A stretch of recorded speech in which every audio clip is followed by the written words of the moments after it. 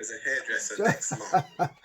Listen, Right? girls, just to add to what Rudi has said, we are firmly rooted in our culture. We are absolutely proud of who we are. So we're not going to compromise. Yeah. We understand the legacy and the heritage of Afro hair in such a way that for every brand out there, be there Sassoons or Tony and Guys or Trevor Sorby's or Nikki Clark, there's an equal and opposite black brand that has the same kind of pedigree. So hair, from our perspective, begins with black hair, Afro hair. So Afro hair isn't behind anybody else's; it is in front. And just to shed light on that wonderful assertion, it is Europeans who misappropriated and plagiarized Afro hair. So when you think of the bob, and this is my pet topic, when you think of the bob, you often think that it's a Monroe or perhaps Annie Winter from Vogue magazine or Mary Quant, because they wore the bob so well. But that bob was created by black people in Africa over 3,000 years ago. These are the things that I want to talk about in the podcast, because I really like what you were just saying about how kind of everything started from Afro hair, because I grew up here. That's not anything I was taught, and I was always taught to, you know. We all were. Don't worry. Exactly. Like, white history is important. Like, we don't get the opportunity to understand our black history and where the origins from these things come from.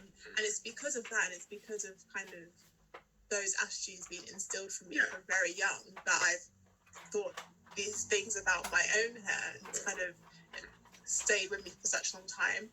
So really and truly, like, part of this as well is I really want to make the sort of content I wish I had when I was growing up, so we can empower the next generation to really... Yeah, and we commend you for it, because what I like with the way you've put it, Leann, is that you're not, as was in Hair Power, hating yourself, ourselves or not. That's our issue. In fact, they dislike the fact when we go to them and say, well, actually, I hate my hair. Yeah.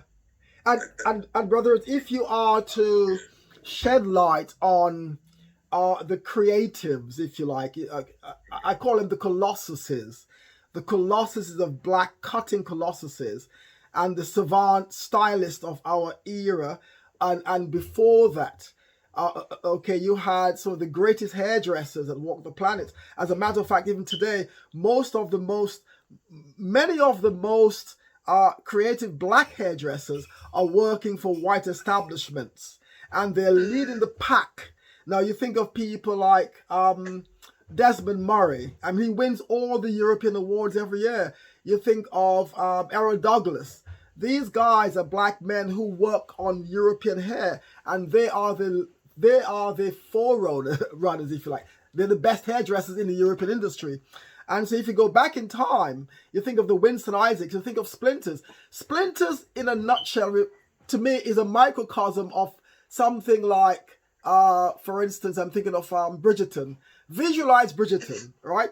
Think of Bridgerton.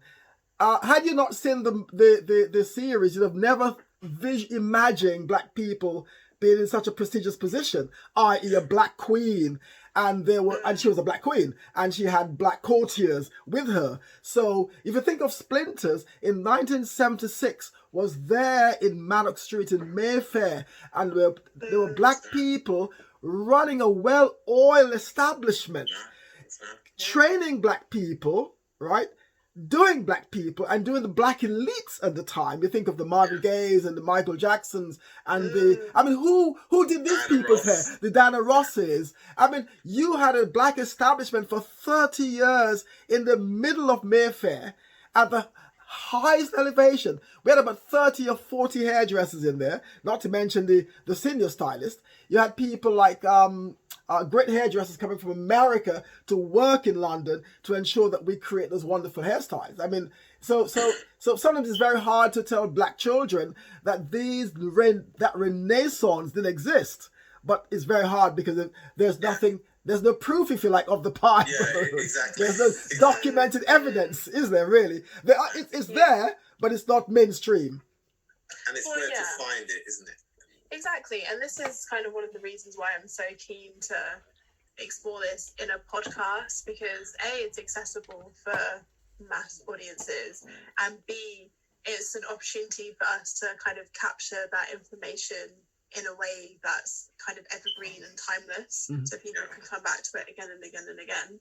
Completely. We've got think what a lot of us are doing, just how Derek, you was effectively saying, you know, just because it wasn't seen as mainstream, it doesn't mean that this wasn't our norm. And that's the sort of thing that we want to put out the content that, regardless if you see it as mainstream or not, Exactly. for a lot of us, this is our norm. I mean, yeah, but they will watch and listen to it though. Yeah, of course they will, and they will probably try and research it and then readapt it and present it back to us. Of course, yeah.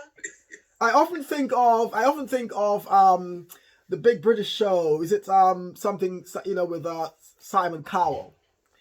And when you look at Simon Cowell's show, it is nothing more than a rip-off of Soul Train. The concept, the idea. I mean, you could go back in time and literally see how they've misappropriated every aspect of black culture and make it their own. Isn't it just like how Living Single is like a copy of Friends copied Living Single? Is it that way around? Yeah. And that's evident in animation. In most children's cartoon, you see little white cartoon characters doing things that belongs to black culture. And if you don't know, the white kid would think, well, that's there. It came from them, yeah. That's right. They're dancing, they're doing hip hop, they got the baseball cap turned around. And though it's cartoon, it looks very innocent, but it's really educating their people about what belongs to somebody else. But it's conditioning from young, completely. Yeah, it's cultural communication, isn't it? Yeah, that's right. completely. I'm really, look, I mean, nothing happens before its time, okay? And that doesn't mean to say that we didn't have great communicators back in the day, people like Jenny Francis, lots of black magazines like Roots and Panache, loads of black magazines doing exactly what you guys are doing now. But this is the digital age, so I really commend you guys what you're doing, and it's wonderful because you're hungry, you're thirsty to really dive into such a wonderful meaty history. And Afro hair, we've always said, is the linchpin of the black community, isn't it? You've had more millionaires coming out of hair than any other industry coming from Afro hair. You think of people like Morgan Garrett, who invented the relaxer. You think of Madam C.J. Walker. You think of, Rudi just said, Comma Control. You think of George Johnson, who created the Afro Sheen Jet magazine and Ebony magazine. These guys were billionaires of their time. Why is it that black kids aren't being told about these great entrepreneurs? And it's the economic cornerstone of the creative industries. That's right.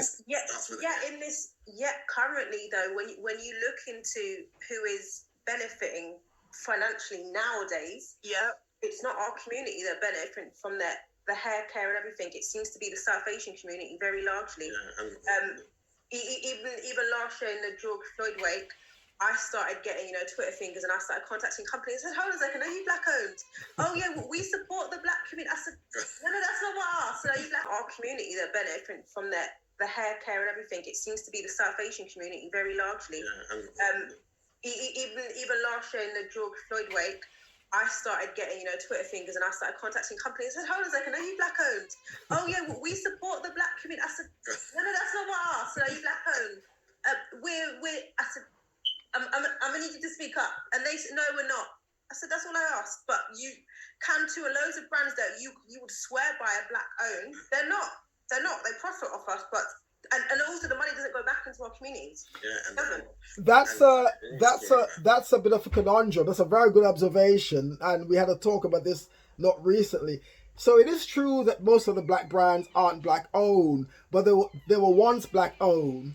And of course, they've been bought out. And Rudi and I have come to this situation. Why is it black people aren't investing into their own creations, their own product line? Think of Carol's Daughter. She got 70 million by L'Oreal for Carol's Daughter, and a firm and many other brilliant products that came on the market. But we're not investing into our product. But it's remarkable to hear you two guys and the kind of excitement and the anxiousness to do something great. I think you could do a wonderful job in terms of changing people's minds and attitude and shedding light on what we are doing. It's just us and some mics. We understand, but I mean, then again, you are pioneers in a way, in a strange way. I mean, you recognize that the market now is bigger than ever before, because we got the Caribbean, we got Africa, we got America, and I think the digital age has allowed us to, as I said, to galvanize this into one sort of thing, and we now can support each other. It's just a wonderful thing that you're doing. I'm really looking forward to sharing all that we know. Rudi and I, we got 85 years of experience between us. That's together. crazy. Oh my gosh. 40 years and more in the end. As Rudi said, we've seen the birth of this our renaissance, and we're now experiencing another renaissance, which is the natural hair movement. The natural hair movement is monumental, because for me, how I see the natural hair movement is that you guys, both of you and your peers, have practically collapsed the industry, and you've claimed your hair as well as you've claimed the industry indirectly. So what you're now having, that's right. I don't think you realize what you guys are doing, because with the George Floyd, as you just mentioned, that ignited the whole movement, didn't it? Right? It took something like that externally to awaken your minds. Absolutely.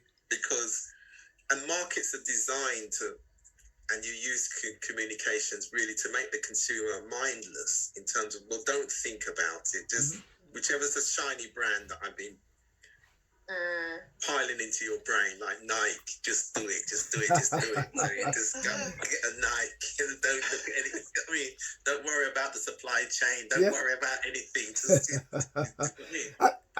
And also, girls, I'm really in favor of the idea of transitioning. That means a lot. So what I normally say is collapsing the trust. So you've trusted the relaxer, you've trusted the straight hair, and as you talked about the colonial era, how black people they're very adaptable. They adapted the hair to suit the terrain. And now your generation have realized that's not working for me. You now realize with information that, my God, this relaxer, this caustic soda, this toxic toiletry, this thing goes into your hair, and not just it goes into your hair, it goes into your scalp and subsequently your bloodstream, right? But what's marvelous about this, if you think about the hair, you apply the solution on this, right? Just visualize a curl pattern. The solution goes on this curl pattern, but it cannot reform it forever, because after 3 months, this curl pattern says, hold on, no. And it reverts back to its own natural texture.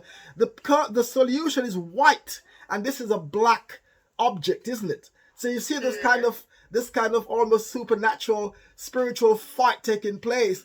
And for the first time, you guys have said, no relaxers for me. I'm going to wear my own hair. And you're now appreciating the beauty. But another thing we're going to say to you guys, when Rudi says Afro hair isn't a number, we do not conform to the narrative that says 4B and 1B and 2B. That's a lot of cobblers. We don't buy into that. And when you look at that actual template, Afro hair is there and European hair is there. And so that would be 1. And everything after that would be Afro hair. So we are saying your hair isn't 1B and 2B and 3B. All hair types, black or white, has 3 structure. It's either coarse, medium, or fine. And within that, you know what I'm saying? So in Afro hair, you got coily, which is very, very tight curls, or you can have wavy. But the Europeanized kind of this now is supposed to be the epicenter of normal. This is what you need to be, and if it's not that, this is not good. And what some black trichologists are saying, which is so upsetting, brethren. These black trichologists, who are all friends of ours, are saying, oh well, the reason why Afro hair is dry is because there's too many coils. So when the hair gets moisturized, the moisturizer can't get to the middle and to the end, and hence the reason why Afro hair is dry. This is absolutely pathetic. We don't buy into that narrative whatsoever. It's just not true. It's of course not. Afro hair, you see, and this is where the difference in terms of the experts and the expertise. So you'll have people who don't have the expertise and knowledge and insight and assume, because it's the narrative around Afro hair, well, nobody's got that knowledge, nobody's got the insight. No. And of course, it's just not true. I mean, 40 years ago, we had salons, we had hairdressing schools throughout the length and breadth of this country. The main curriculum for black hair and makeup was actually led by a lady called Hyacinth Jarrett, who's still alive, living in West Bromwich in the Midlands. Indeed. So I'm sure I will be able to connect you for you just to talk to her. Yes. And she produced a 3-year curriculum, which I actually have. She gave me the whole 3 years. We are the gatekeepers for that, definitely. Yeah. And she said, you're the guys who trust with it, because we believe in and understand that you need to train young people in their own hair. The thing is one of the challenges that you will have, and you will know this, always is to present us as being normal. We are actually normal. Everything about us is normal. Sure. And what you have to do is stay on that ground. Because too many of our people have been pulled onto there's something abnormal about our hair, as Derek said. The hair that existed before anybody else. That's right. Right. And again, just touching on something very quickly that Derek touched on before, that of course you're going to encounter the conundrum and the tension within. And it's with all the products, relaxer products and all the rest. So you went to retailers and trusted them to tell you which products, and that's where you bought the products, depending on how sweet it smelled or whatever, or its price, right? But at the same time, and again, I think you touched on it, when you look at the supply chain of hair, it's South Asian hair, it's Asian women's hair. So you have women of African descent going into an Asian man's shop, arguing with him that he doesn't know anything about African hair. He's selling you Asian hair in terms of weaves and all the other bits and pieces from his own women's hair. And you're adorning yourself and saying, well, folks, this is how I look today, with the Asian women's hair on your, making it, That's right. arguing with the Asian man, and so they wonder psychologically what's going on. But that's a very difficult and very delicate and very sensitive subject to touch on. Indeed. And you have to be very careful. And we touch on it, but we say it in a very careful manner, because you're now talking about identity. Yes. And also, if you don't feel right about your identity as it relates to your hair for whatever reason, you may, because we talk about hair loss, lupus, cancer, all kinds of different treatments that you may be having. And that affects how you may, how you feel about yourself and how you present yourself and how you now feel that you look. And as one of our technicians told us, she realized one day when she took off the hairpiece from the back of her hair, she realized, wow, I'm disappointed with my own natural look. Yes. Do you see me? So it's a very sensitive, so we have to be very careful with that. I think that's one of the things that we want to, even when we're talking about things like relaxers, you want to be in a position to give the information. We don't want it to come from a judgmental point of view, and that's within all the different episodes. We're going from men, brothers. A lot of men now are wearing, the wig caps and stuff. We want to give the information and explore, but we don't want it to come across as judgmental. Anyone's looking down on it, because that's not what it is. We want it to be a safe space where we give you the information and the different viewpoints, but also not just the viewpoints. We want the people who know their stuff. Like you said, it's not just about the people who are actually in the field and know what they're talking about, because it's not about who can shout the loudest, because we can shout the loudest and be talking BS. We want people who know what they're talking about, and those are the sort of elements that we want to make sure that we're hitting. Very good point, because what we also do is support we support the sisters who may find the weave the best option. As Rudi always say, we don't know what her What life their journey is. right. exactly. So we don't bash. We say. Do you see me? So it's a very sensitive. So we have to be very careful with that. I think that's one of the things that we want to, even when we're talking about things like relaxers, you want to be in a position to give the information. We don't want it to come from a judgmental point of view, and that's within all the different episodes. We're going from men barbers. A lot of men now are wearing, the wig caps and stuff. We want to give the information and explore, but we don't want it to come across as judgmental. Anyone's looking down on it, because that's not what it is. We want it to be a safe space where we give you the information and the different viewpoints, but also not just the viewpoints. We want the people who know their stuff. Like you said, it's not just about the people who are actually in the field and know what they're talking about, because it's not about who can shout the loudest, because we can shout the loudest and be talking BS. We want people who know what they're talking about, and those are the sort of elements that we want to make sure that we're hitting. Very good point, because what we also do is support the sisters who may find the weave the best option. As Rudi always say, we don't know what her life journey is. Right? So we don't bash. We say in our company there are 9 principles of Afro hair. An Afro woman, a black woman, has 9 genres that she could choose from.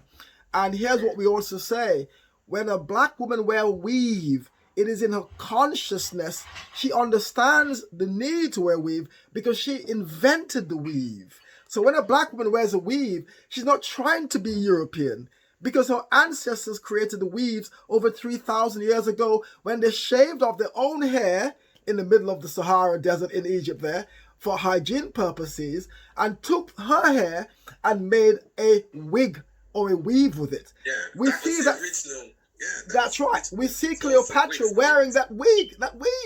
So we keep saying, okay, where's the entrepreneur women now taking African hair and saying, listen, to make them weaves, we can make this from our own hair? Because if they did it at least 5,000 years ago, it can be done. It can be done.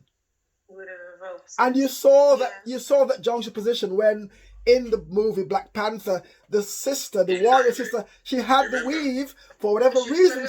She had the weave, but look at how she was able to switch. Okay, I have the weave for this morning, this afternoon, the big meeting, and I could flick it off now because I'm now going to war. And then you saw the ball, and the ball style was also something that was quite revolutionary and symbolic of black women empowerment, because the Dahomey females, the Amazons, used to shave the hair off to go to war. So we celebrate bald sisters. So we start with bald, braid, locks, afro, coil, curls, kinks, and straight. There are black women in the Caribbean that's got dead straight hair, without it being relaxed. And even if you want to relax your hair, why not? You have the choice. Black hair could morph into 9 different principles. So we're never bashing, we're never judging, we are always supporting, and we are creative enough. Why not? White women used to straighten the hair in our salons in 1976 in the West End. When they couldn't get the hair straightened in Sassoon and Trevor Sorby, they came to us in Splinters to straighten the hair and then go back to the white salons, because we had the expertise, right? You know what I'm saying? And then the other part of that, when they copied the curl in the 60s with the hippies, with the big afros, you see lots of white guys with big afros. They would sit under under this strange machine and curl their hair, right? Yeah. They also depended on a black woman, a woman from Jamaica. Her name was Carmen England, who created a something called a Carmen rollers. Right, and white women was using that roller to curl their hair curly. In fact, the Carmen rollers was something like a GHD back in the day. It's like the forerunner of the GHD. Yeah, there's a video with her actually using demonstrating it from 1948 in the BBC Cafe News thing in the West End. And they don't actually call them Caribbean. She talks about an African woman. which was interesting because obviously that's pre independent so-called of the Caribbean. Of the Caribbean. But it was interesting, brother. Lots of West Indians lived in the West End when they first came off the Windrush boat, because the West End was just a ghetto, and all the black people lived in Shaftesbury Avenue. Yeah. They lived in the West End. Yeah, and Sloane Street. I mean, they made Carnaby Street. Carnaby Street. There's still Caribbean people alive now. There's one old guy, and he can tell you exactly what Carnaby Street was like and what Caribbean people did to make Carnaby Street the street. Again, we're just washed out about history, but fortunately, there's stories around. Exactly. And that's the beauty of COVID and what we are going through. Things we're behind you all the way. Oh, thank you so much. It's been so amazing to hear.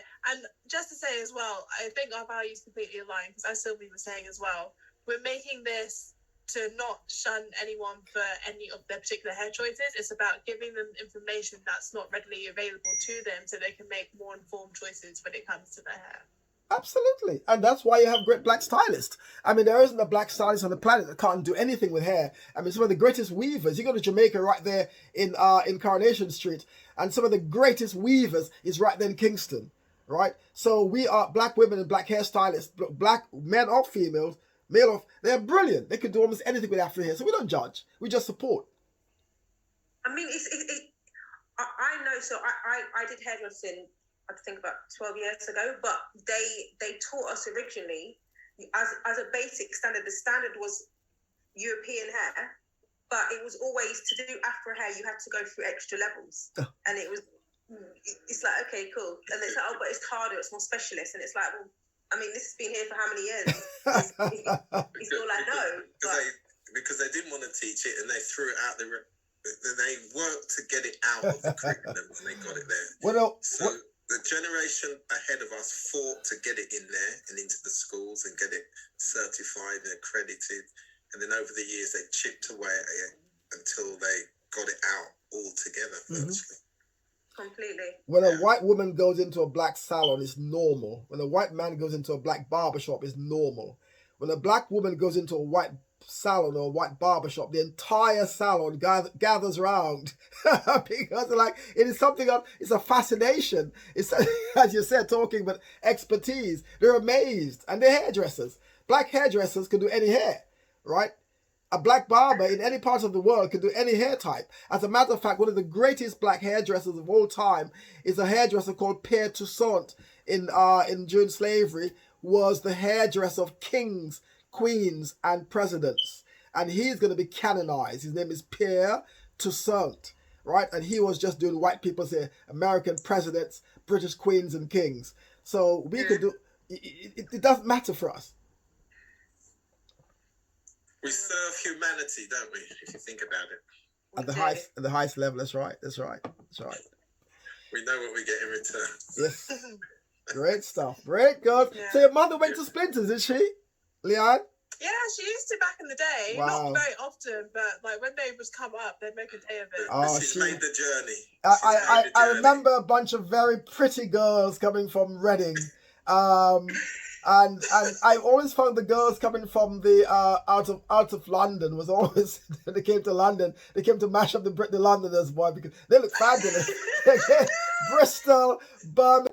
Yeah, she used to back in the day. Wow. Not very often, but like when they would come up, they'd make a day of it. Oh, she's made the journey. I remember a bunch of very pretty girls coming from Reading.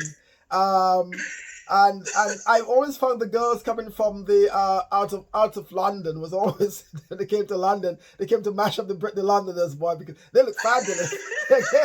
Bristol, Birmingham, Reading, and even today I've got clients from Reading. They come uptown dressed. They were always much more sharp. They were always sharper than the London girls. That sounds very, very accurate, I have to say. Yeah. Ask your mother, because of our concerns and our understanding and appreciation for Afro hair. We say things like, we know your hair and care. So what we've done is we've created a brand that has 3 tiers. It's a system And I think Afri needs more than just a shampoo and a conditioner. And for sisters like yourselves who are transitioning, we don't say to our clients just shampoo your hair, but we encourage our sisters to not just shampoo, which is the shampoo. We encourage them to co-wash. Co-wash. Right. Oh, yeah. The reason for the co-wash, we believe, is that shampoos are not ours, but shampoos are harsh, because shampoos are predominantly the parabens and the sulfates, and they can have a really profound adverse effect on the hair. So we say to our clients, wash your hair, just shampoo your hair just once, but continue to shampoo using the co-wash. Because what Afri hair needs is 3 fundamental things: moisture, hydration, and nutrient. Moisture, hydration, nutrient. And not does it only need moisture, hydration, nutrient. Those nutrients, those things, those components must also be, it must be a good humectant. It must keep the moisture in. Okay. It must be a good occlusive, and it must also be a good emollient. So that's all about caring. But bear in mind, we don't stress too much on the external. We try to get our people to understand the internal, because hair doesn't grow from the outside, it grows from within. You guys, we got so much information from you guys as well. Yeah. We're passing on the baton for you guys. So you're taking the baton, doing great things. All right. So what I'll do as well, I'll keep sending you info that there is around. There's loads of stuff, and I'll just forward it to you by email. Right. But before you go, Leann, as you transition, are you going to do the big chop, or are you going to just take your time and grow it out completely? So this is the thing. The internet is telling me to big chop, but I don't want to, and I don't know yet. I'm not sure. Okay. Hopefully, I want to figure out.